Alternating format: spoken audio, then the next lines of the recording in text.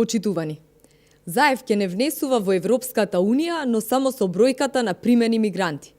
Македонија ќе биде на првото место на листата по број на примени мигранти, а на последно место во растот на економијата. Просечната плата, извозот, индустријата, безбедноста и вработеноста на населението.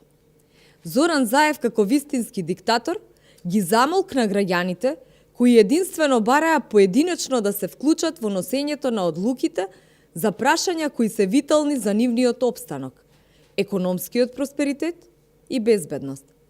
Зоран Заев ветил дека во градот Штип ќе насели 6000 мигранти кои ќе добијат сигурно работно место и собствен дом.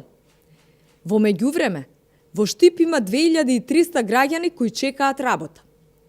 Од тука се гледа колкава е грижата на Заев за своите граѓани, од кои го бара гласот за избори.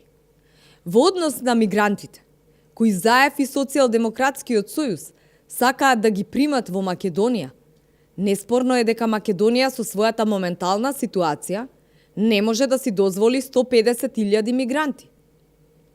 За илустрација, Швајцарија, земја со минимална плата од 2800 евра и како најстабилна економска сила во светот, издала азил на само 7.000 мигранти, а одбила 24.000 барања за азил и покрај наложувањето од Женевската конвенција да дадат азил на секој кој ќе им побара помош.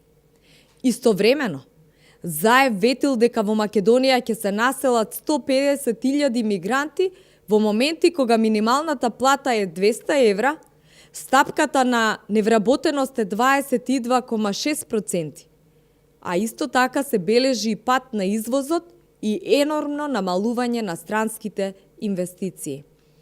На ВМРО ДПМН приоритет и се младите луѓе, кои ќе ги задржиме во Македонија со обезбедување работа, пристоен дом и квалитетни услови за живот. Досега се покажа дека невработеноста се намалува преку директни, домашни и странски инвестиции. Тоа е грижа за сопствените граѓани. Социјалдемократскиот сојуз, наместо да се грижи за своите граѓани, исполнува и прифаќа нереални и невозможни барања со цел да остане на власт. Математиката не лаже. Несериозноста на Заев во мигрантските политики е очигледно опасна по економскиот опстанок на Македонија, кој е темел за нашиот просперитет како држава. Ви благодарам.